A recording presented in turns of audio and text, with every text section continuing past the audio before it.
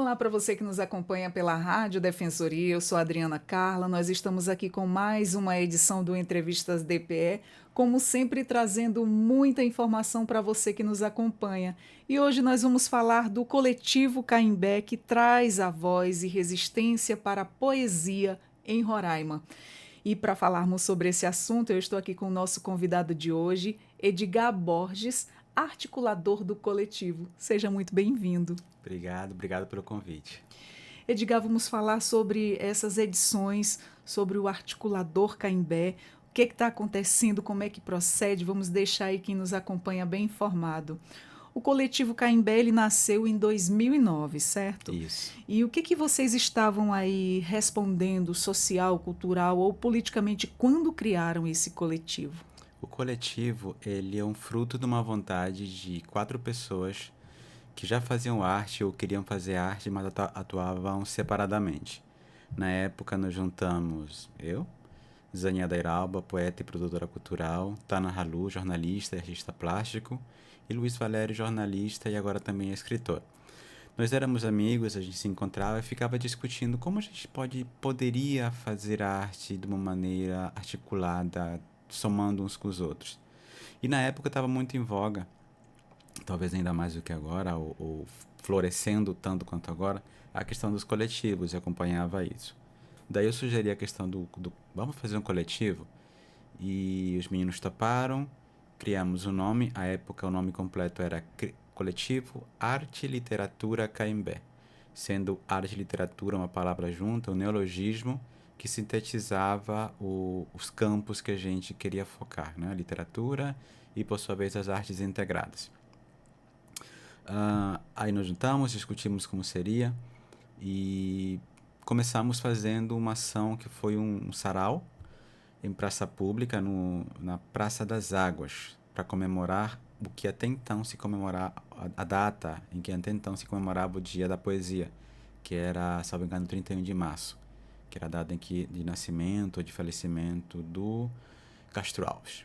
Depois essa data mudou e hoje ela é celebrada em outubro, no dia do nascimento do Drummond de Andrade.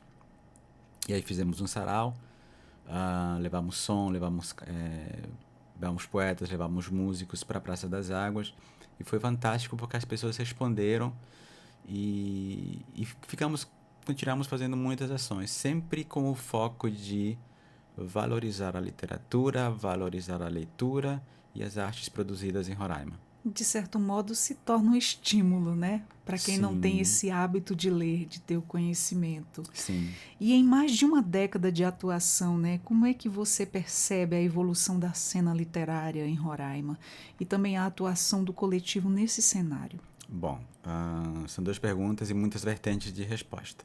Vamos falar primeiro da cena literária. No sentido de produção de livros, aumentou muito. Aumentou muito. Hoje, em Roraima, nós temos uma cena muito diversa. Tanto de pessoas que nasceram e se criaram aqui, como de pessoas que vieram recentemente ou há 20, 30 anos, que em termos históricos é quase nada. Nós temos pessoas produzindo todos os tipos de prosa que você imaginar. Temos pessoas que produzem poesia de todos os tipos também e em várias plataformas. A plataforma da literatura impressa, da literatura digital, da literatura auditiva. E isso é muito interessante. As redes sociais, por exemplo, trouxeram a oportunidade a muitas pessoas que ainda não têm livro, mas que têm disposição, têm produção, de expor-se e colocar-se no jogo para os leitores. Por outro lado, nós temos também a questão da articulação dos grupos literários. Isso não cresceu muito, porque fazer parte de um grupo é algo complicado. Imagina que você está numa família na qual você não tem a obrigação de permanecer. É diferente daquela família que nós temos em casa, né? Pai, mãe, esposa, filho, enfim, que nós temos meio que uma obrigação social de estar integrados a eles. Então os grupos nascem, se dissolvem, nascem, se dissolvem. E ao longo desses anos eu pessoalmente ouvi muitos grupos surgirem em focos específicos. Por exemplo, eu lembro que tinha um coletivo chamado Coletivo Carapanã, que era dos meninos do Felipe e do Rander.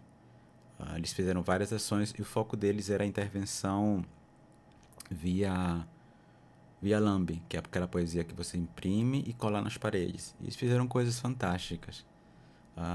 Teve outros coletivos com uma pegada mais feminista também, na área da literatura, e que tinham nascido em universidades, na Universidade Federal, e fizeram, aconteceram, foi legal, se dissolveram e foram andando. O nosso próprio coletivo aconteceu isso, dos 4 meninos, das 4 pessoas que iniciaram, ficamos 2, os outros 2 foram tocar projetos particulares, mais particulares, né? E, e isso não é ruim, porque a essência da arte e do trabalho em grupo é: eu estou aqui enquanto eu preciso ou enquanto eu quero, ninguém te obriga, não é um contrato. Coletivos, por exemplo, como dizem os estudiosos, foi mais de um, é coletivo. Então, vão se integrando, vamos somando, e ninguém é obrigado a ficar. Assim como também ninguém é obrigado a somar, né? Então, a gente vai trabalhando nesse conceito. Então, nós temos os grupos, nós temos os artistas individuais e nós temos ações, digamos, na área pública, por exemplo, que é uma coisa que fomenta muito o surgimento das leis Paulo Gustavo e do Plano Nacional Aldir Blanc, que são resultado indiretamente da pandemia, direto, aliás, da pandemia, e direto também da volta ao poder do grupo do PT e de parlamentares de esquerda que fomentaram essa questão, trouxe uma vitalidade importante para a cena atual. Então, muitos autores conseguiram publicar material novo ou publicar material pela primeira vez, e isso você vai colocando no mercado, colocando nas escolas, colocando nas ruas, fazendo com que mais pessoas se interessem por literatura. E isso gera um círculo virtuoso. As pessoas vão somando, vão lendo, vão dizendo: se esse faz, eu também posso fazer. Se ele se junta com os outros, eu também posso me juntar. E assim a gente vai construindo, a cada dia, a gente constrói a cena literária de Roraima. Exatamente, até porque já passou aqui na nossa mesa de conversa grupos de mulheres se reunindo para leitura. Eu achei muito O Leia interessante. Mulheres, sim, o Leia Mulheres. Conheço algumas das meninas que fazem parte. É um trabalho interessantíssimo. Veja, eu sou um escritor e sou um leitor desde a infância. Mas eu não tenho disposição para discutir minha literatura com os outros. Desculpa, minhas leituras com os outros. Porque para mim, a leitura é algo pessoal. E eu, apesar de ter uma formação acadêmica um pouco extensa, apesar de ser leitor, novamente, desde criança, eu não tenho habilidade social para dizer: eu gostei do livro por isso, isso, isso. Eu gostei ou não gostei, ponto. Isso é prática também, né? Ninguém nasce sabendo expor o que pensa. E esse trabalho das meninas eu acho muito legal. Inclusive, a poeta Zenha Dairalba, há muitos anos, também foi, digamos, vítima, alvo delas, numa leitura de um livro de poesia chamado Carrossel Agalopado. Então, elas leram e discutiram, e no final a Zanin foi lá e também falou com ela sobre o que era a literatura que ela estava produzindo. E é muito legal esse tipo de coisa, porque aí você tem leitores, digamos, qualificados, que divulgam a leitura e incentivam outras pessoas a também, de repente, quero ler o livro da Zani, quero ler o livro da Ali, enfim, de outros autores, da Vanessa, e gera curiosidade. E Gera um certo interesse, né? Sim, sim, Para quem sim. não tem esse hábito de estar lendo, de repente a Exato. pessoa fala com tanta empolgação daquela história, ela viaja naquela história que ela está Isso. lendo e ali ela compartilha, né? Exatamente. Compartilha e de repente vai gerar interesse em quem não tem tempo. As pessoas falam que não tem tempo, mas sempre tem uma brechinha Isso. ali. E quando você se interessa por um livro, você só sossega ali quando você consegue concluir aquela leitura. Exatamente. E as meninas ou mulheres têm uma coisa: como elas divulgam quem estão lendo e depois divulgam o que já leram, o lance de você publicizar a sua atividade é um fator importantíssimo para você gerar movimentação.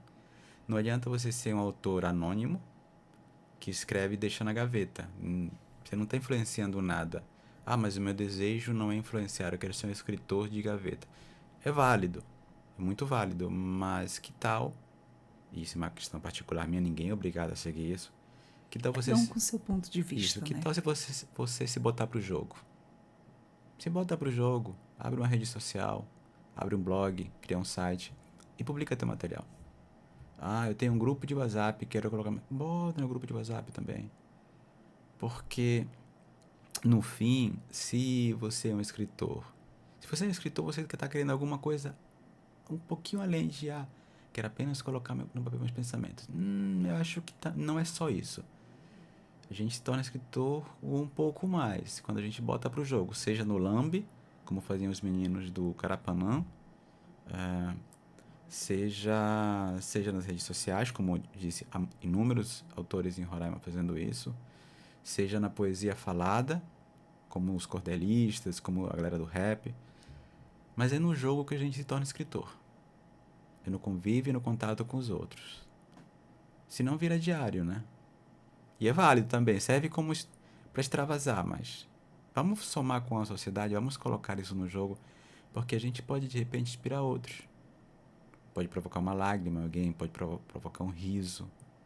De repente, você como radialista, em algum momento, leu uma frase, leu um trecho de um poema, um trecho de uma música, e naquele momento, aquilo chegou no coração de alguém. E caraca, você viu o que ela disse? Não vi, mas eu ouvi, olha que legal. E aquilo ilumina o dia das pessoas. Exato. Mesmo quando a leitura é uma leitura pesada, do tipo, uma leitura de terror, é algo... Ela ilumina, porque a nossa intenção principal como autores, como escritores, é criar impacto. O impacto que a gente cria já não é nossa responsabilidade. É isso. Vai do que você causa, né? Você tenta agradar o público de modo geral. Inclusive, eu tenho um programa romântico e aí eu costumo sempre ler poesias e mensagens românticas. E eu tenho recebido assim um feedback muito positivo em relação a eu gostei do que tu falou, né? E isso é muito bom. Tocou comigo, eu estou vivenciando essa situação ou passei por Justamente. isso. E aí é muito legal ouvir isso de volta, né? Sim, às vezes a pessoa já ouviu 500 vezes aquela música que você coloca toda vez, mas no dia que você lê a letra, ela encontra um significado diferente. E aí você, sem querer, está trabalhando uma das vertentes que nós trabalhamos no coletivo, que é a leitura. Quando você lê para o outro. E aí, poxa, nossa, nunca tinha percebido isso. Eu mesmo eu vivo o dia inteiro ouvindo música. E às vezes o que ele falou agora? Porque eu sou dos que ouve música, mas ao mesmo tempo não ouve música, só não quero ficar em silêncio.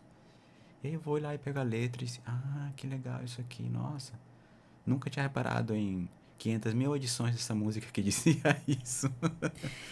É verdade. O que eu faço assim, quando eu tenho muitas músicas internacionais, aí eu pego a história daquela música e faço um breve resumo, né? Tenho a ajuda do chat GPT, ajuda muito, porque tem que ser uma coisa rápida, eu não sei o que está ali, porque já vem tudo programado para mim, e eu faço ali aquele breve resumo daquela música, o que aquela música quer falar, o que ela está contando. A maioria fala de histórias de amor, falam de decepções, de romances frustrados, falam em paixões, muito, muito, muito em paixão e Sim. amor. E eu faço aquele resumo. Correspondidas ou não, em Correspondidas andamento. ou não, a questão do se amar, a questão do se levantar depois de uma queda, sempre falando de amor, né? Sempre das Sim, feridas, das vitórias. é um nicho, é um baita de um nicho. E eu creio assim, como me satisfaz ouvir aquilo ali. Tem alguém que gosta também. E às vezes tem uma pessoa que no final ela vai lá e manda uma mensagem e diz: Nossa, eu gostaria que você fizesse isso mais vezes. Mas aí a gente tem outras coisas para estar falando, né? E aí eu tiro sempre 2, 3 leituras e bem breves assim, porque eu acho muito interessante você falar o que está dizendo ali. Até porque não está na tua linguagem, nem todo mundo fala o inglês. Sim, sim. E uma coisa que eu percebi um dia desses é que uma amiga minha gosta muito de heavy metal. Eu digo brincando, metaleiros, não me levem a mal, não me condenem. Eu digo, tu e tuas músicas demoníacas. Não, cara. Enfim, aquela coisa de gente antiga. Música do demônio, coisa feia, blá, blá, blá, aquela guitarra bem pesada. E os meninos, tipo, do Xamã. Um monte de música, água com açúcar. Só que uma guitarrona pegando pesado e não sei o que mais. E umas coisas profundas, não simplórias, mas muito profundas, às vezes melancólicas, extremamente melancólicas. E eu brincando com ela, disse, gente, quer dizer que metaleiro também ama? Esse metaleiro também ama. Como é que por que eu tô falando isso? Porque ela me traduziu as letras. Essa música diz isso, isso e isso. Como eu não entendo inglês, aí eu vou até brincar com ela. Pra mim, ela estava invocando alguma divindade demoníaca, não sei o que mais. Porque Rau, rau, rau, e uma guitarra pesada. Não, mas estão lá falando de, nossa, sei lá, a colina, a tristeza da vida, como certa coisa os alegra, enfim. Há poesia em quase tudo. Isso é verdade. Em todos os gêneros Eu musicais. sempre gosto muito de traduzir algumas que me chamam a atenção, até pela questão da melodia, mas aí eu penso, o que que tá na letra, o que que tá passando, que mensagem é essa que essa pessoa tá falando? E muitas das vezes são coisas bem interessantes, Sim, viu? sim. São histórias bonitas. E hoje nós temos a facilidade de que Sim. você falou do chat GPT, num outro lado bem mais O simples, tradutor, o tradutor. Eu não sei se você trabalhava na rádio nessa época, eu não sei se você lembra dos anos 80, 90, quando para você ter acesso a uma tradução de música, nossa, você tinha que esperar comprar uma revista, se você não soubesse falar inglês, e nessa revista você às vezes via as traduções. Letra da a musiquinha em inglês e a tradução em português sim, embaixo. sim, sim, Então me recordo. era uma dificuldade de você ter acesso às traduções que hoje não existe mais. É, hoje tem uma facilidade muito grande, assim, uma mão na roda mesmo. Exatamente. Eu sou do tempo antigo, que eu comecei da época da fita cassete. Só que houve uma quebra e eu retornei agora também. E, nossa, e o quanto mudou. Hoje você controla uma rádio todinha no mouse. É muito interessante. Muito bacana mesmo. Sim, sim, nossa. É de vinil, fita cassete, CD, DVD, E foi MP3, evoluindo. Hoje só streaming, computador, cada vez reduzindo mais e cada vez com mais opções. com muitas opções mesmo. E falando aqui, o coletivo, ele articula também ações, né, dentro e fora do Estado. O que que muda ou permanece aí na relação do público com a literatura quando vocês atravessam as fronteiras? Então, nesses anos de atuação da gente, nós conseguimos algumas vezes levar pessoas daqui junto conosco e outras vezes representar o Estado de uma maneira mais particular, indo um ou outro e sem levar as pessoas integradas. Ah, as pessoas têm muita curiosidade sobre o que se produz em Roraima. Roraima por si já é algo exótico, apesar de toda a evolução tecnológica, de todo mundo ter acesso e não ter aquela coisa, o que será que tem lá e tudo mais, sabe o lance do tradutor? O que será que diz essa letra? Hoje você só fica no vazio se você tiver com preguiça de abrir o seu tradutor. Verdade. A mesma coisa é em relação ao que é em Roraima. Bom, dito isso, as pessoas ainda têm curiosidade, se surpreendem muito quando a gente leva a nossa literatura, quando a gente fala da nossa cena literária, comparam situações, tem acesso à nossa literatura. Se você diz, por exemplo, que é um autor indígena e eu sou indígena, então eu posso falar nesse sentido também. As pessoas se surpreendem quando dizem, mas eu achava que autores indígenas falavam apenas das histórias indígenas. Disse, não. Em Boa Vista, por exemplo, nós temos uma altíssima porcentagem de indígenas na cidade.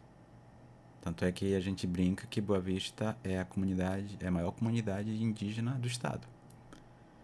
E dá para falar, e nós temos, digamos, lugar de fala para falar indigenamente e urbanamente ao mesmo tempo, sem estar restrito ao que algumas pessoas acreditam que deve ser literatura indígena. Esse livro mesmo, A Sol em Nossos Olhos, ele foi selecionado em um edital de autores indígenas. E aí eu separei material nele que eu achava que se encaixaria nesse toque amazônico, vamos chamá-lo assim. Posso ler um poema aqui? Pode, com certeza, claro. Aí você vai ver, você vai entender o que eu estou dizendo. Ele fala um pouco da Amazônia, mas de uma outra ótica que não é só aquela de, vou falar dos antigos, vou falar dos anciões. Não, não é só isso que pode ser a nossa literatura. Eu me ofereci para ler, mas eu vou te contar uma coisa. Eu sou uma pessoa que não é acostumada a ler os próprios poemas. Eu sou acostumada a que as pessoas leiam os poemas. Eu escrevo, o que vai para o papel, eu acabo esquecendo deles. Então eu não sei um poema meu de cor. Então eu peço desculpas antecipadas aos leitores, aos ouvintes e aos... Coisa de quem produz muita coisa, né? Como é que a gente chama quem vê no YouTube? Os youtubentes? Antigamente era televidentes, lembra disso? Os internautas, né? É verdade, os internautas. O poema chama-se Quando o Vento Grita. O eco de um temporal reverbera em minha cabeça, e por mais que vento tente ser, não chego à brisa. A ventania leva as janelas e portas da minha casa e não consigo contê-las. Pouco mais sou que fraco diante da natureza. O eco do temporal atrai luzes, espanto e uma ilha de silêncio surge em mim, espaço de nada diante de tanto ar. A primeira coisa que sou é antigo temporal. Penso, anseio um dia ter chegado a algo assim, mas não sei se a memória é real ou pintada. As luzes apontam os faróis e os faróis marcam caminhos das pedras que marcam caminhos. Das pedras que viram fogo, levo marcas nos pulsos, das marcas que a água afoga, lembro sustos nas tardes. Sou, queria ser temporal arrebatador, mas seu eco não consigo abraçar. E minhas forças não têm mapas ou forças ou sabedoria, ou desculpa, e minhas mãos não têm mapas ou forças ou sabedoria para entender o caminho das luzes desenhada no meio dos ventos. Eu não lembro qual é a origem desse Nossa, poema que exatamente, lindo.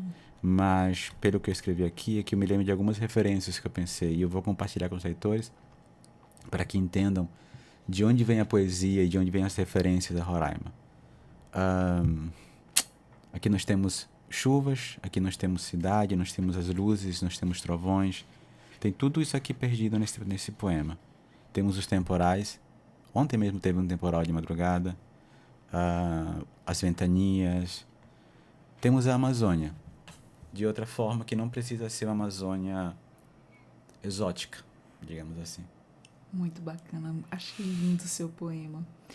E fala pra gente, Edgar, como é que é construir um projeto literário coletivo num território marcado por fronteiras, né? Físicas, culturais e sociais também, como é Roraima? Eu vou te falar da experiência das ações do Sarau da Lona Poética, que foi a nossa ação mais duradoura e repetida. O Sarau ele existe desde 2014. A gente fez saraus em acho que 7 ou 8 comunidades, 7 ou 8 municípios do estado de Roraima. Levamos esse sarau para o Rio de Janeiro, participando do Encontro Nacional de Saraus. E ele se fazia sempre assim. Eu te chamava mais 2, 3 poetas ou músicos e dizia: gostaria que você colaborasse com o sarau, apresentando alguns poemas, cantando alguma coisa. Quanto tempo devo ficar? Não, eu só preciso que você fale 3 poemas, 4 poemas e pronto. Se quiser ir embora, beleza.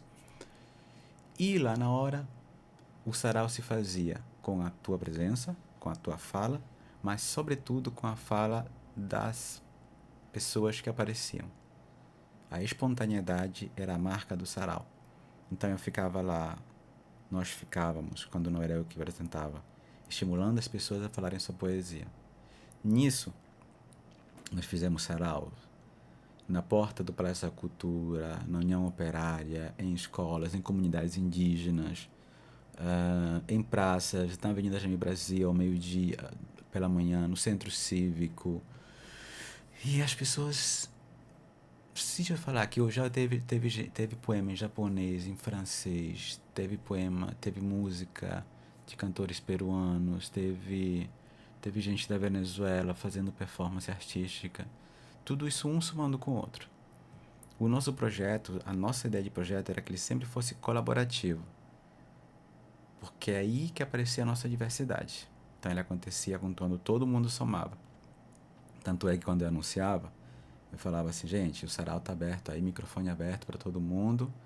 E lembrem-se, ele só acontece se você participar. Não esperem que eu fique falando Poxa, que poesia. bacana isso. Fazer todo mundo se inserir ali naquele momento, né? Isso, exatamente. Essa é a história. E teve pessoas que... Você imagina uma flor, uma rosa. As rosas desabrocham, correto? Teve pessoas que foram de botões a flores completamente abertas, que chegaram encolhidas, falando lentamente, calar bem baixinho seus poemas, e aquilo foi dando forças para que eles falassem poemas em outros lugares, e de repente elas voltavam para o sarau mais abertas, e daqui a pouco estavam subindo nas cadeiras e falando poesia, com uma força, com uma energia que eu acho que ficava: uau, ele não era assim. vai transformando, né? A cada Exatamente, exatamente. participação, vai quebrando esse tabu também das pessoas terem medo de falar em público. E quando estão fazendo ali uma coisa que gostam e vai fazendo isso com continuidade, isso vai melhorando cada vez mais. As pessoas já vão se soltando, porque recitar um poema, um verso, é muito prazeroso, é muito gostoso. Muita gente se identifica ali com o que você está recitando. Sim, É a história de alguém também. Alguém se identificou com alguma parte daqueles versos. sim, eu lembrei agora de uma história da poeta Elisa Menezes. Ela já é autora publicada, professora de filosofia, enfim. A Elisa estava, me parece que recém-chegada aqui no estado e ouviu falar de um projeto nosso também. Não lembro se era da Lona Poética ou era o sarau do Quintal, que era ali no Estúdio Parixado. E aí as pessoas falando poesia, e vem a Elisa, jovenzinha, moço, posso falar um poema? Eu disse, claro, meu bem, fale um poema. Nessa época já era eu que estava somente apresentando. Ah, mas na verdade, eu queria que você lesse para mim um poema. E no sarau eu já entendia como funcionava isso, das pessoas terem medo, terem vergonha de Falar em público, falar em né? público, de errar, de serem vistas. Aqui mesmo eu errei 2, 3 vezes, você percebeu. E disse, ó, peraí, recomecemos, avancemos e é isso. Foi Ninguém, tão sutil que eu nem percebi direito. ninguém espera, ninguém deve esperar perfeição de quem fala poesia. Aliás, nem das IAs a gente deve esperar perfeição, só para alfinetadas. E a Lisa pegou seu caderninho, nós temos foto disso. Depois a gente se tornou amigo. Eu falei, Elisa, olha essa foto que tu aqui, da primeira vez que você falou poesia em um sarau. Ela chegou e ela depois contou pra gente que ela falou o poema dela, falou porque eu tava do lado, assim, dando aquele apoio moral, porque eu também só falava isso, tá aqui do teu lado, só vai. E ela disse, mas eu tremia tanto, você não tem noção. E eu, enfim, e depois a Lisa, depois não, muitos anos depois, a Lisa virou o quê?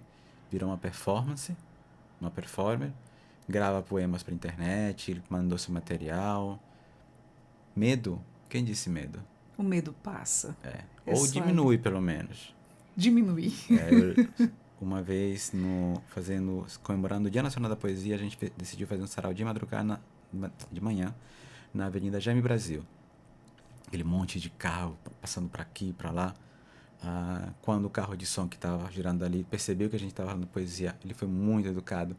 Ele diminuía o som para não atrapalhar a nossa performance. E aí dava o retorno na avenida. E quando passava da gente, que ele voltava a ligar. Foi muito legal. Que bacana. E aí tinha uma menina que estava trabalhando numa das lanchonetes da avenida. E eu via a gente falando poesia. E me chamou assim, vem cá. O que é isso aí? É um sarau. O que é um sarau? Quando a gente fala poesia, blá, blá, blá. Se você quiser, pode escrever um poema e pendurar naquele varal que nós estamos fazendo. Ah, tá bom. Aí daqui a pouco ela me chama de novo. Vem cá. Eu posso ler um poema? Eu disse, claro. Aliás, você pode ler um poema? Eu disse, eu posso, mas eu tô apresentando. Não, você pode ler meu poema. Eu disse, não posso, meu bem, desculpa. Não, mas eu fiz esse poema aqui. Acho que ela fez o poema na hora. Foi isso, ela fez o poema na hora. Mas não, vamos lá. E aí eu peguei ela abracei, passei a mão nos ombros, empurrei, é ótimo, parece que eu tô... Encorajou, né? Fui levando ela, fiquei do lado do microfone. Pra quem tá ouvindo a gente no Spotify, imagina o meu braço no teu ombro, você tremendo e eu te dizendo, vai, tô contigo. E a pessoa foi lá, taca, falou seu poeminha. Terminou. Quando eu soltei, ela tava assim, eu disse, nossa, eu nunca pensei que eu teria coragem de falar um poema em público. Foi bonito Foi bonito, o foi poema bonito. dela. Foi bonito, muito mais do que bonito, foi bonita a ação, a coragem que ela teve. E é disso que trata-se o sarau. É disso que deve se tratar todo o sarau. Não é de você fazer um espetáculo 100% aprovado. É de você se expor. O sarau ele acaba se tornando um espaço de reparação poética, né?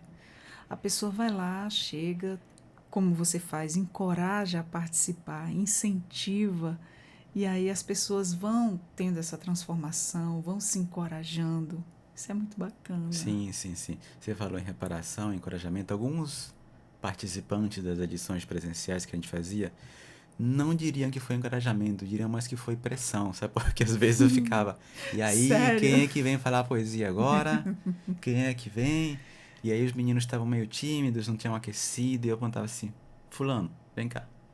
Não, não, Nossa. não, não, vem cá. Gente, vocês querem que fulano leia poesia? Aí quem não queria ir na hora, obviamente dizia, claro, quero sim.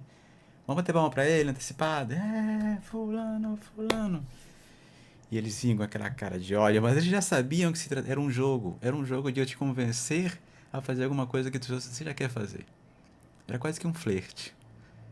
Quando os dois Você já... sente, né, quando a pessoa chega ali, realmente ele está interessado e está achando Sim, bonito. Então sim. ele quer participar, mas ainda não está com aquela coragem Ainda de não tá no chegar ali. momento. Não está naquele momento, mas aí você venha. Isso, exatamente. Aí começava, eu falava, você quer falar mais um? E às vezes me olhava assim com aquele olhar assim, eu quero. E falava um mais um. Nossa. E assim teve o caso de. Tinha um caso de uma professora. Nessa época, ela era tia de uns poetas que sempre nos acompanhava, tia do Rander. E ela trabalhava numa escolinha municipal ali no Caranã. Então, eu não consigo lembrar o nome dela agora, mas nós fizemos um sarau na escola dela a convite. Ela mobilizou os alunos. Ela já estava acostumada a ir nos saraus.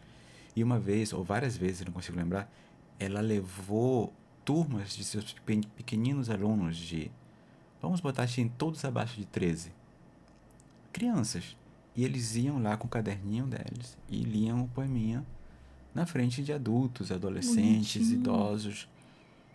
E você sabe a disposição que alguém tem que ter para levar um monte de menino num sábado à noite do Caranã pro centro, por exemplo? Você tem que articular um monte de coisa. Autorização de pai, é transporte, Transporte. é botar o menino para dar uma leitura prévia, é ensinar para eles que a poesia é isso, é isso e isso. E depois ficar tomando conta. Ai, tomara que tudo dê certo. E dava certo, e os meninos saíam empolgados. E aí às vezes tinha as músicas, tinha as capoeiras, e os meninos se empolgavam. Era muito legal. Eu não consigo lembrar o nome dela, mas ela, se ela não ouvir, ela Tem que vai... ser uma rede de incentivo, né, para essa Isso, criança que exatamente. está ali começando nas suas fases de estudo. Isso traz, assim, Isso traz... desperta a vontade, né? Exatamente, traz novas visões de mundo. Porque não é que a pessoa vá ser um poeta, vá ser um escritor. Mas só dela estar ali naquele momento, ela percebe que há muito mais no mundo, como diria Shakespeare, do que imagina a sua vã filosofia. A sua filosofia. O vã não existe, a sua filosofia. E, de repente, aquilo vira uma lembrança positiva. Quantos de nós não temos uma lembrança assim? Ah, isso que você está fazendo, eu fiz isso lá na escolinha, eu também fiz uma peça de teatro. Vira uma lembrança afetiva. Então, os saraus, as atividades do coletivo, eu acredito nisso. Elas geraram muitas lembranças afetivas, positivas, boas em muita gente. Fora a questão que desperta, né? A questão pela leitura, o interesse, tudo tem assim um início.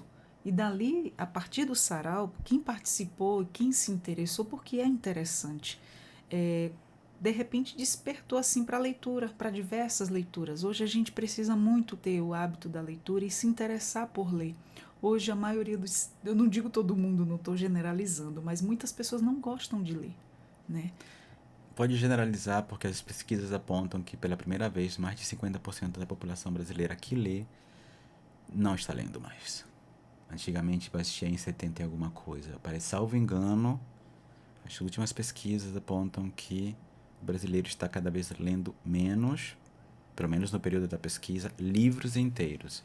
Não se trata, as pesquisas não abordam a leitura de poesia na internet, mas livros inteiros.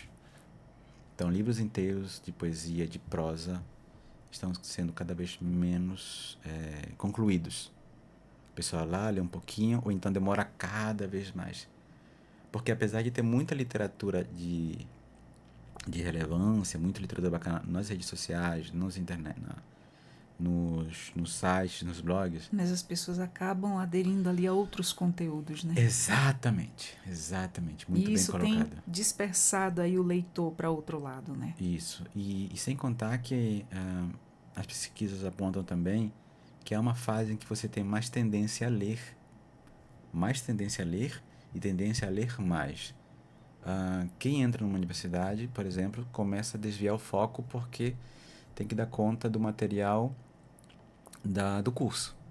Vira prioridade ler a apostila, ler o livro técnico e tudo mais. Então, se ela era uma leitora de, digamos, 20 livros por ano, 10 livros por ano, ela passa a ler 8, 6, 7. Se você era um leitor de 3, para quanto você passa? Para 1? Ou então, e às vezes, talvez nem isso, né? Então, tudo isso afeta os índices de leitura. Por isso, quando a gente promove ações, qualquer pessoa, quando não só o coletivo Caimbé, mas quando qualquer grupo se une e promove uma ação que leva a leitura ao público, seja online, seja presencial, ela está fazendo uma ação cidadã. E é nisso que a gente acredita. E resgatando, né, também. Sim, valorizando, fortalecendo a cidadania através da arte, através da literatura. E é nisso que a gente sempre acreditou, que a leitura ela pode modificar o mundo positivamente. Exatamente.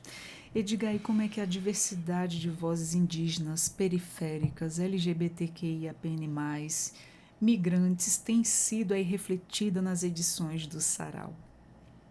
A gente sempre primou por não silenciar a voz de ninguém nos saraus. Então, quando a gente abre o microfone, desde que você não vá ofender ninguém, regra básica da convivência, fale a poesia da temática que você quer, reflita a sua origem como você quiser, desde que não ofenda ninguém. E sempre tivemos participação de indígenas, das pessoas LGBTQI+, de estrangeiros, como eu já disse, de pessoas que falavam poesias em outro idioma. E a dos outros idiomas era legal porque eles sabiam que ninguém tinha entendido, mas a importância ali era colocar a poesia para jogo. A gente trabalhava com pintores, trabalhava com músicos, todo mundo conseguia se manifestar.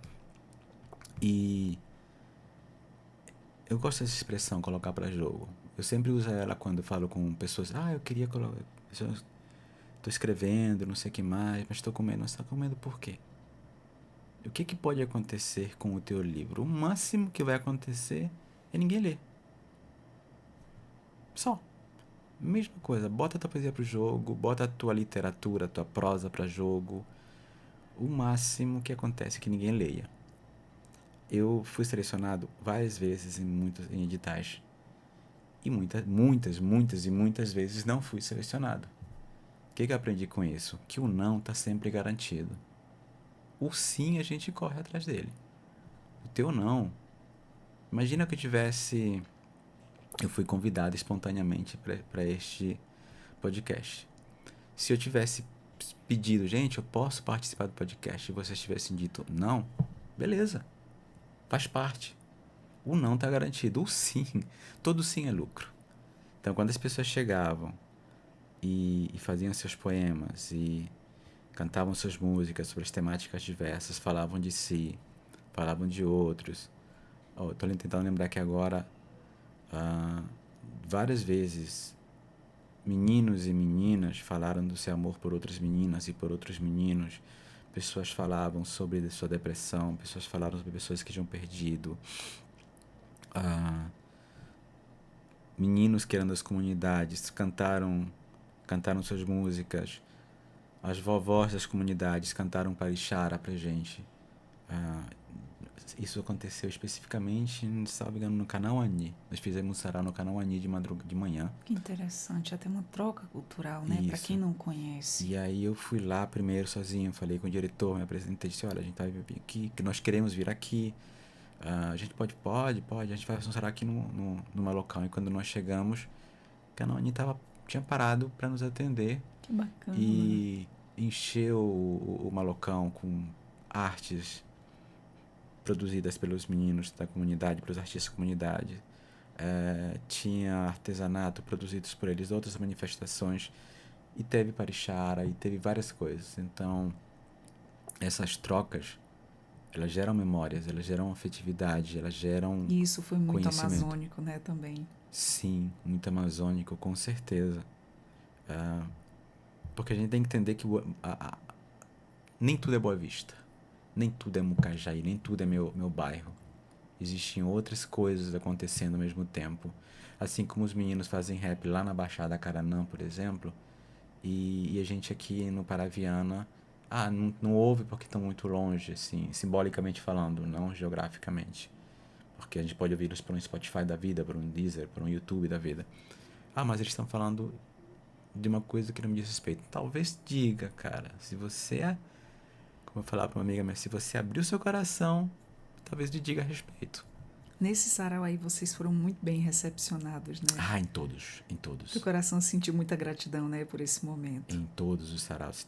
Quando a gente chegou nos cantos, né, com a proposta do sarau, e chegava pedindo autorização, eu quero vir aqui tal dia, posso? Sempre fomos bem recebidos. Esse caso mesmo da professora que eu falei, que era a professora de uma escola municipal no Caranã, foi engraçado porque a gente fazia os saraus, nós fizemos saraus em várias regiões da cidade. E esse aí foi na avenida principal do Caranã, numa escola municipal, numa época em que, apesar de já existir localizador do Google, algumas pessoas não sabiam lidar com ele. E falava, gente, o endereço é tal, tal. Como é que chega? Localizador do Google. Tive problemas para chegar, mas chegasse. E eles fizeram um varal de poesias, os meninos fizeram um monte de coisa. Então a gente foi para fazer um sarau e nós acabamos meio que sendo os convidados do sarau da escola. Que bacana, que troca, hein? Sim, exatamente. E aí você vê, estavam os pais das crianças, estavam os parentes das crianças, uma outra pessoa do bairro e um monte de poetas e artistas que provavelmente nunca entrariam naquela escola se não fosse esse convite que eles fizeram, se não fosse a mobilização do sarau. Parece meio arrogante dizer que o sarau mobilizava dessa maneira e tudo mais. Parece meio arrogante. Mas às vezes quando a gente aponta as nossas verdades, o que é verdade, sem exagerar, dá esse sentido. E eu, sem arrogância, eu posso dizer, a gente mobilizou muito. Eu vejo como iniciativas que deram certo, que deram super certo, Isso. né? Para atrair tanto comunidade quanto pessoas, às vezes até pais que não participam muito da vida escolar dos filhos, e através do sarau tiveram essa oportunidade, essa curiosidade de estar lá nesse momento, né? Nesse sarau teve uma coisa interessante, que isso quem me falou foi um dos participantes depois. Porque eu ficava ali tentando agilizar as coisas, chamando as pessoas, vendo o que estava faltando. Então, organizando tudo, então né? eu olhava rapidamente tudo. Sempre tinha alguma coisa para me preocupar. E nesse sarau, um dos meninos me contou depois, o Sullivan, salvo engano. Sullivan Barros, que hoje é artista plástico, já era na época, mas agora está mais consolidado. Se Edgar, você lembra daquele menino que tocou tambor? Então, sim, lembro, achei bonita a música. Aquele é um tambor de ou candomblé ou macumba, não lembro. Como você sabe? Porque ele tocou pra gente antes e eu fiz capoeira. Então pra mim era um toque de capoeira. Legal, toca capoeira, deve ter um pai percussionista, enfim. E ele disse que ficou muito feliz, o Sullivan, voltar, ficou muito feliz, ficou muito contente, porque ele não manifesta em sala de aula que ele é das religiões afro-brasileiras, por medo do preconceito. Que existe muito, né? Infelizmente. Infelizmente. E aí nessa noite, esse menino foi pra frente das pessoas, pegou o atabaque, pegou o tambor, tocou. Não lembro se ele cantou, porque, como eu disse, as minhas memórias são muito vagas. Tem um sarau que eu não consigo lembrar nada. E as pessoas falam, você viu isso? Esse cara, não vi, sinceramente, desculpa, não consigo lembrar disso. E nesse dia ele se manifestou. Isso é muito legal.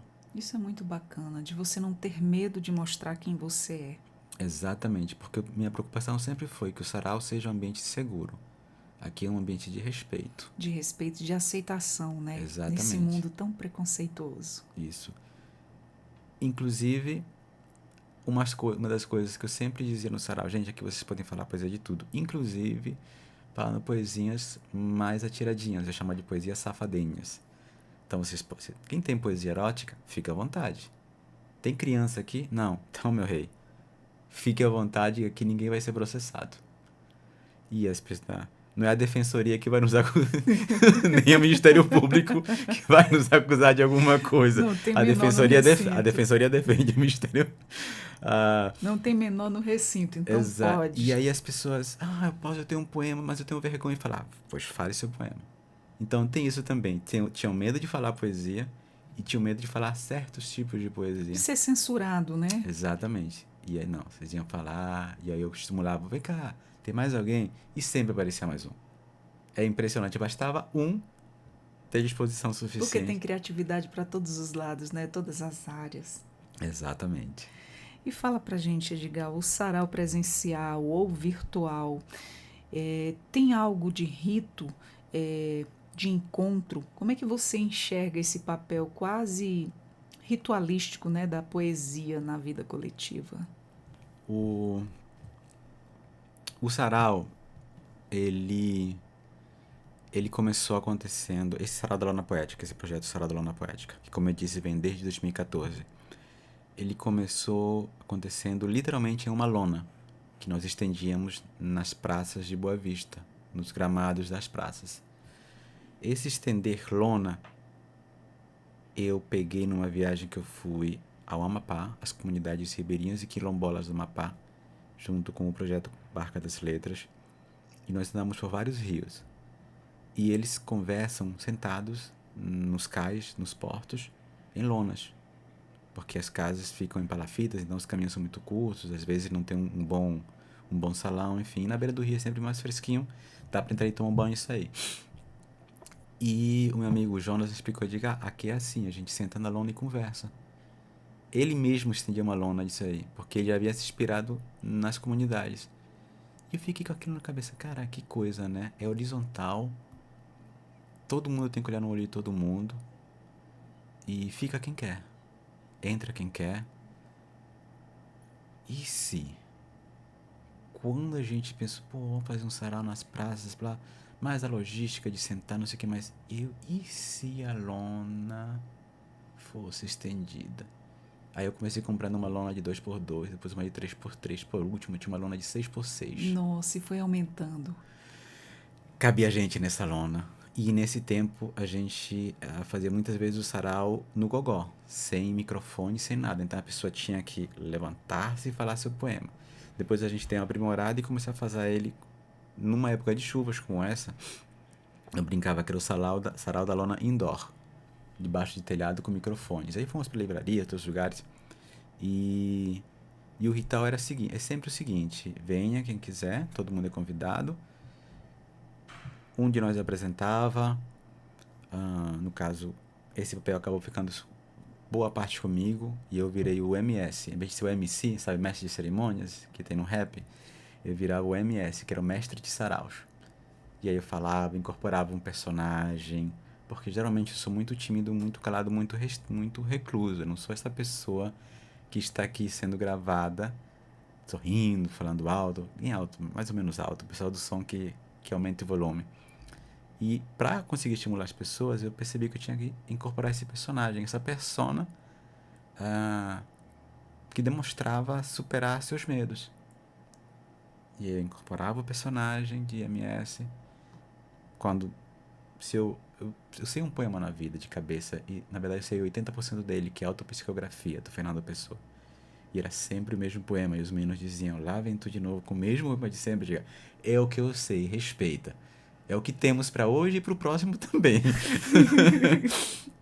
e, e começava assim, com os convidados especiais, depois eu ia chamando, depois eu ia forçando, e os meninos fazendo cara feia para mim, se vem cá que isso aqui é poesia, e eu escolhia alguém, isso aqui é um poema, e eu ficava rolando e falava, quando eu sabia que você já lia, já encostava no teu ouvido, enquanto o outro estava falando lá.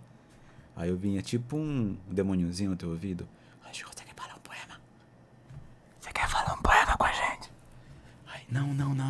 Você quer sim, você quer. E aí, Bacana. Eu não quero, você quer sim, que eu sei que você quer.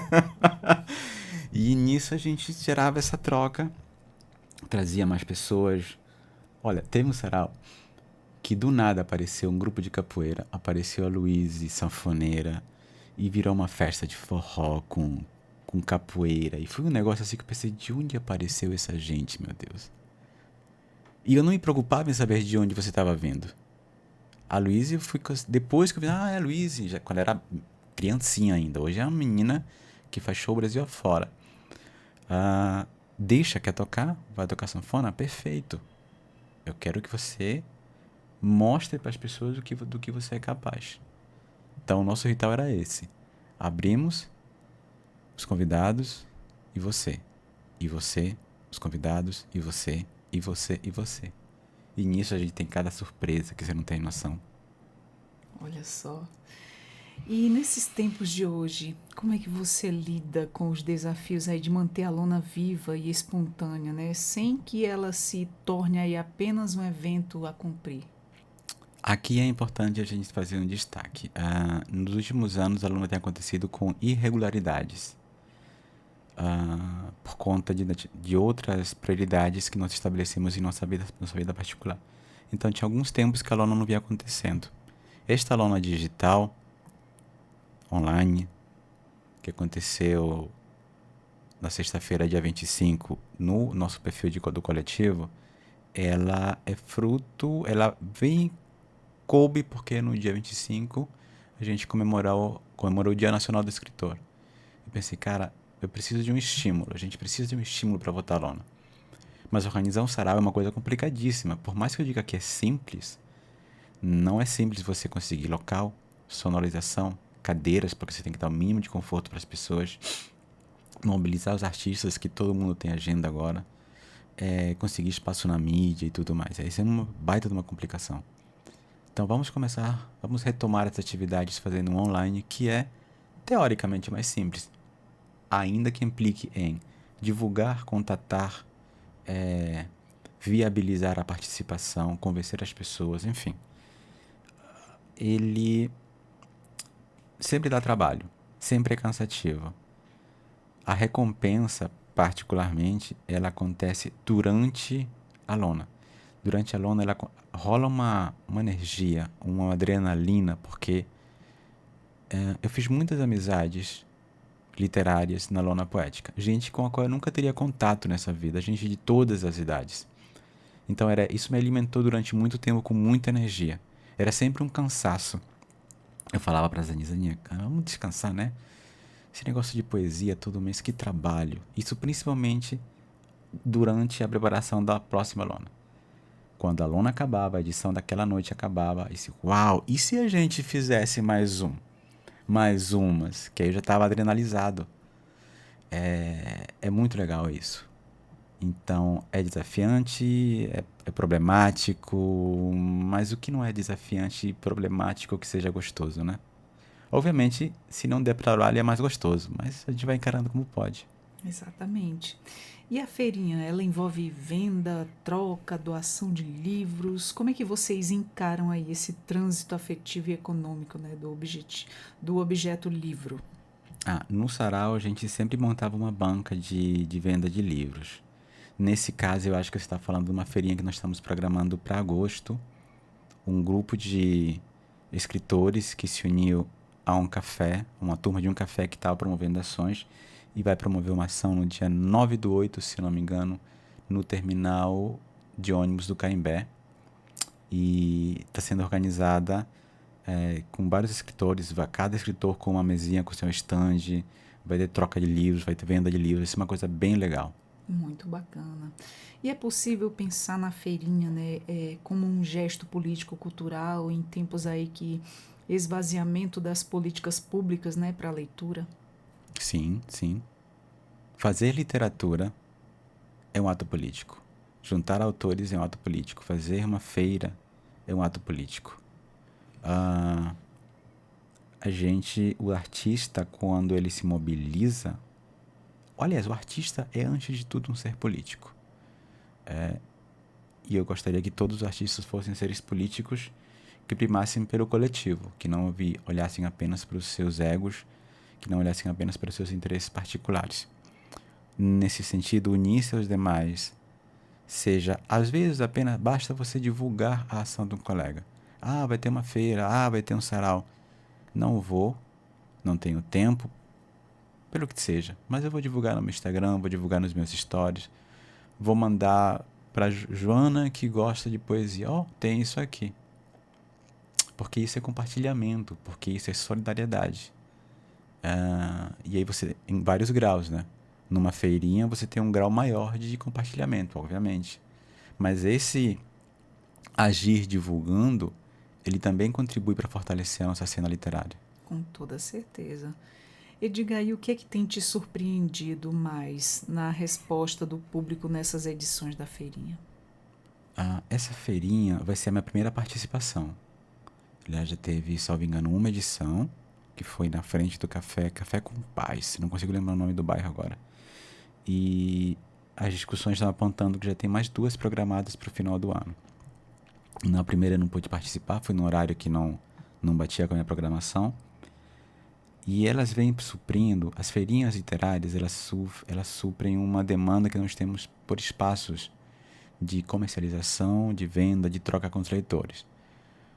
Na cidade nós temos hoje uma livraria no shopping da Zona Leste, Zona Oeste, e nós temos uma banca de revista, aqui a banca revista Playboy, aqui no Centro Cívico, na Jaime Brasil, que são os pontos que você tem de venda de nosso material. Isso para uma capital, para uma cidade que tem cerca de 500 mil habitantes, salvo engano, é algo minúsculo. Então, quando a gente se agrega e monta uma atividade que visa a venda de livros, que facilita o acesso do leitor à produção literária, a gente está dizendo, nós também fazemos parte da economia criativa. E nós também podemos, com X apoio, com Y apoio, levar a nossa arte à comunidade e transformar a comunidade. E movimentar, é importante falar isso, a economia criativa de Roraima, com literatura, que talvez seja o patinho feio comparando com outras economias criativas, com outros segmentos.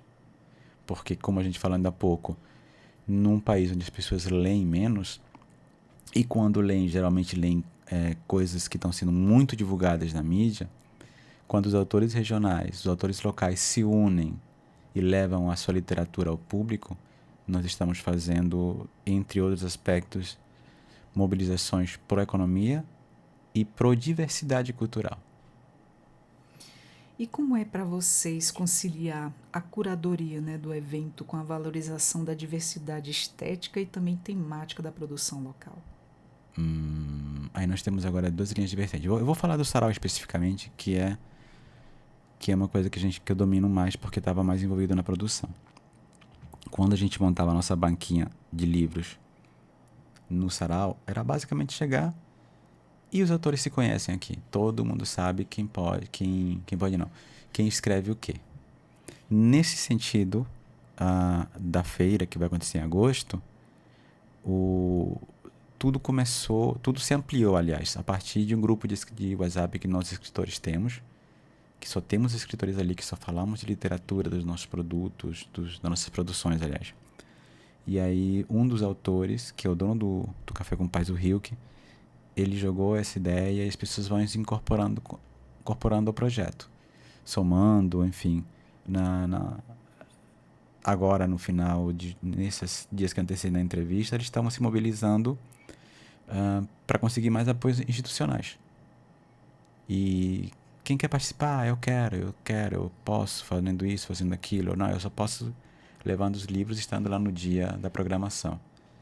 E a gente vai se autocurando, digamos assim, né? Autocurandoriando-se, não sei se para inventar um termo. Porque se integra ao movimento coletivo aquele que sabe como o coletivo soma. E não, no caso, não o coletivo Cambé, mas o movimento de coletividade mesmo, as parcerias. Certo. E em algum momento você pensou em desistir de tudo? O que é que te manteve em movimento? Essa é uma pergunta que, cara, cai bem profundo.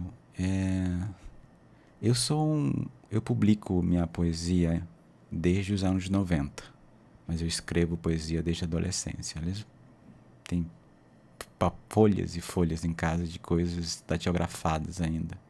Um dia desses eu mexendo num baú, literalmente no fundo do baú tinha uma pasta com algo que eu pensei um dia que seria meu primeiro livro, que é um material de 1997. E estava lá datilografado. Acho que as pessoas, boa parte dos ouvintes nem vai lembrar daquela máquina da datilografia. E aí a gente vai produzindo, vai fui colocando no mercado, colocando para jogo, como eu disse. No meu caso, eu consegui publicar o meu primeiro livro. Meu primeiro livro foi um e-book que eu publiquei graças à internet. Eu li uma revista de microcontos em Portugal. E aí eu pensei, cara, eu consigo fazer isso. O que esses caras estão fazendo na Europa? Fiz vários microcontos e mandei, olha, vocês estão publicando a cada X período e eu tô colocando pra vocês isso aqui, se vocês toparem. Pode, cara. Em sotaque português, eu não sei imitar sotaque português, mas imagina o sotaque português lido.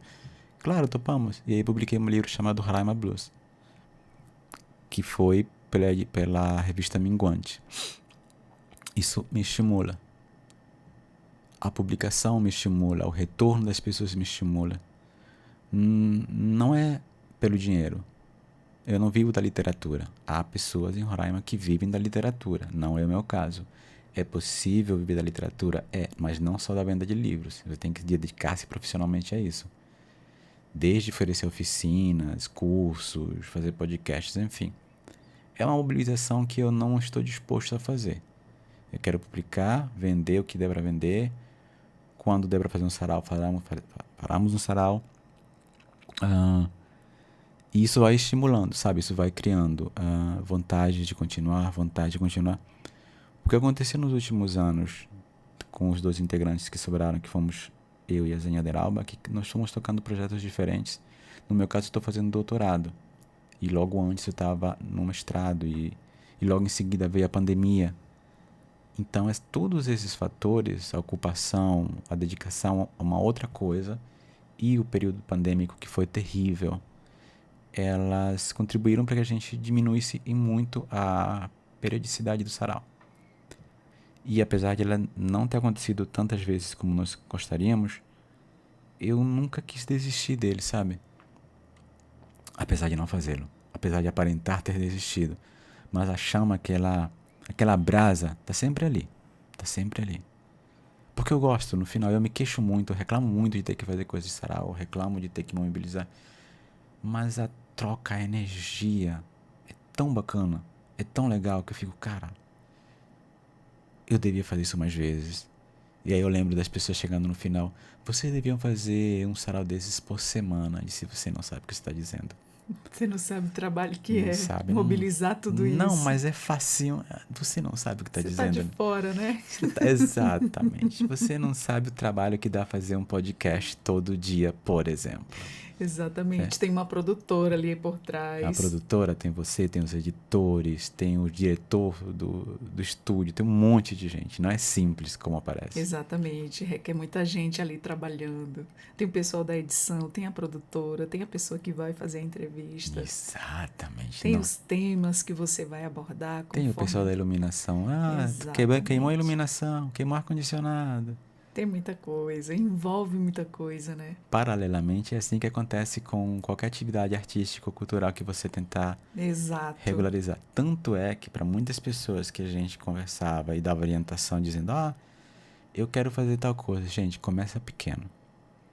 Não inventa querendo conquistar o mundo, porque você pode até conquistar o mundo na primeira, mas na próxima batalha você perde o mundo. Vai no passo a passo, né? Isso, vai aprendendo, vai somando, vai vendo o que dá certo, o que não deu certo, corta, acrescenta. É melhor você ir pouquinho a pouquinho, passito a passito, do que, vou pular 5 degraus. E agora? Acabou a energia, tive uma distensão. E agora? Eu sou corredor. Então, eu já corri 2 maratonas. A maratona tem 42 mil metros, com alguns outros metrinhos a mais. 42 quilômetros, 120 e poucos metros. Uma coisa assim. As pessoas querem hoje, conheço muitas pessoas, acho que eu vou fazer uma maratona. Você já corre quanto, bebê? 5 quilômetros. E a maratona daqui a 6 meses? E se não? Você não vai fazer a maratona daqui a 5 meses, cara. Você pode até fazer uma, mas a segunda você não faz. Possivelmente depois nem 5 km você consiga fazer, porque tudo é gradativo. Eu comecei correndo 1, 2 sem parar, 3 sem parar. Me pus uma meta, daqui a 2 meses eu vou fazer a primeira prova de 5 km, não quero caminhar, consegui. Daqui a 5 meses eu vou fazer 10 km sem parar, consegui. Agora eu vou fazer 21 daqui a 6 meses. e treinei progressivamente até fazer 21 sem caminhar. E eu disse, agora eu quero fazer uma maratona. Tenha certeza, cara, você está começando agora, quero fazer. Não terminei a maratona correndo, mas terminei. Como eu caminhei muitos quilômetros por, adivinha? Não ter feito o treinamento como deveria, não ter feito passo a passo como deveria. Me dei mal. Na segunda maratona, terminei com um tempo muito melhor do que eu tinha feito a primeira. 1 hora a menos que a primeira, basicamente. Isso para um maratonista é muito tempo. E para um maratonista de 48 anos, que era a minha idade à época, um homem que está beirando os 50, é muito tempo. É muito bom ainda. Então eu trago esse paralelo e deixo esse conselho a qualquer pessoa que chegou até aqui nos ouvindo falar sobre cultura, sobre coletivo, sobre solidariedade, sobre ações conjuntas. Passito a passito é mais gostoso. É mais demorado? É. Só que o resultado é mais gostoso porque ele se prolonga. Tu vai aprendendo, tu vai lidando com as coisas e vai se motivando. Tem que passar pelo processo, né? Tem Não se pula as fases. Não se deve pular as fases. Até se pula, mas não se deve. Exato, com certeza, eu concordo com você.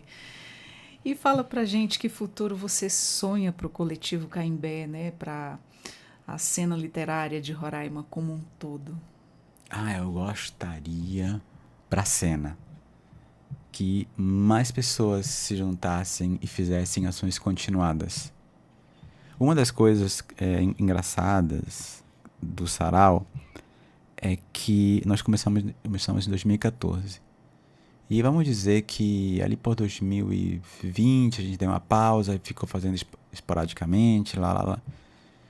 E apesar de termos ajudado, incentivado, parece meio egocêntrico da minha parte, mas a gente incentivou mesmo algumas pessoas a terem coragem para formar seus coletivos e tomar suas atividades literárias, não houve outros grupos que quisessem encarar o desafio de organizar um sarau também. Organizavam aqui um grande sarau e daqui a 3 meses outra edição e depois nunca mais. Saraus enormes, saraus lindos, fantásticos, mas que não tinham continuidade. Então, meu desejo é que qualquer pessoa que se junte hoje na área literária para fazer qualquer ação, prime pela continuidade. Sabe o processo? Sabe os passinhos? Sabe manter a chama acesa? Mesmo que ela seja baixa, uma chama baixa queima tanto quanto uma chama alta. E queima até mais. Mantém aquecido muito mais. Então, meu desejo com relação à cena literária é essa.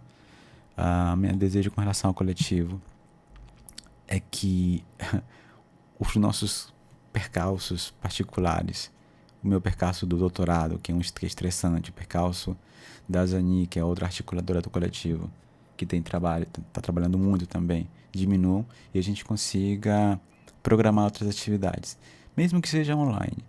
É um pouco... O Sarau online, ele tem 2 aspectos. Ele não me traz aquela felicidade de um sarau presencial, olho no olho, suor com suor, aquela coisa. Mas ele é algo. E eu penso, cara, é melhor algo do que nada. Então, isso aqui pode ser um recomeço. Pode ser que no próximo mês a gente faça um outro online. Edgar, mas é tão velha escola, tão pandemia fazer saraus online. Cadê os presenciais? Melhor do que nada. Se você tá se queixando muito de que tá tendo um sarau online, então soma comigo e vamos tentar fazer um presencial, ou faz o teu presencial. E isso não é birra, sabe? É dizer que nós temos que trabalhar com o que nós temos, é o que temos para hoje. Possivelmente para a semana que vem. É o que teremos, os online. Até essa energia voltar 100%, dizer, e se a gente fizer um presencial? E se a gente fizer outras ações? Enfim.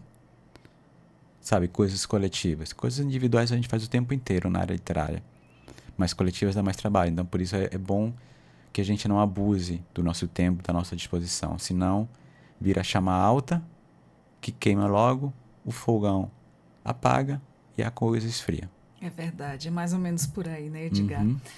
E, por fim, Você poderia deixar suas redes sociais, como é que tá lá no grupo do coletivo, como é que tá no Instagram, para as pessoas seguirem e ficarem informados de quando vai estar acontecendo, de como é que se procede. Claro, claro, claro. Nós temos um perfil no Instagram que é @coletivo Caimbé. Temos um perfil no Facebook que também é o @coletivo Caimbé. Deixa eu ver. Tem um perfil no Twitter que inclusive eu tinha esquecido dele, lembrei agora, que é também o Coletivo Caimbé.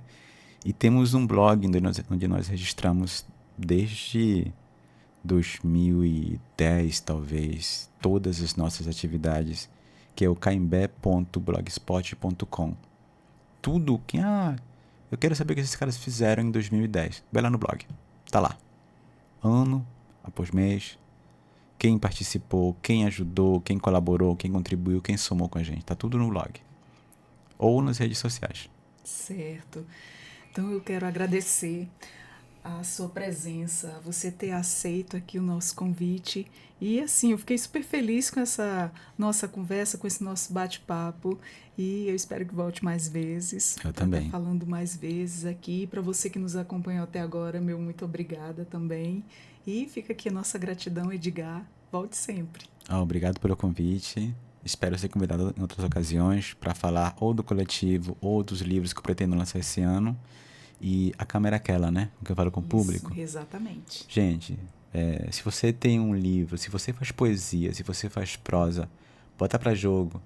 Se você canta no quintal, no seu chuveiro, bota pra jogo isso, bota a tua arte pra jogo, porque é disso que a sociedade precisa. Mas eu não tenho recursos, não tenho financiamento. Se inscreve em algum financiamento da lei, Aldir Blanc, junta com os amigos, faz uma coisa pequena, só faz. Bota pra jogo. Exatamente.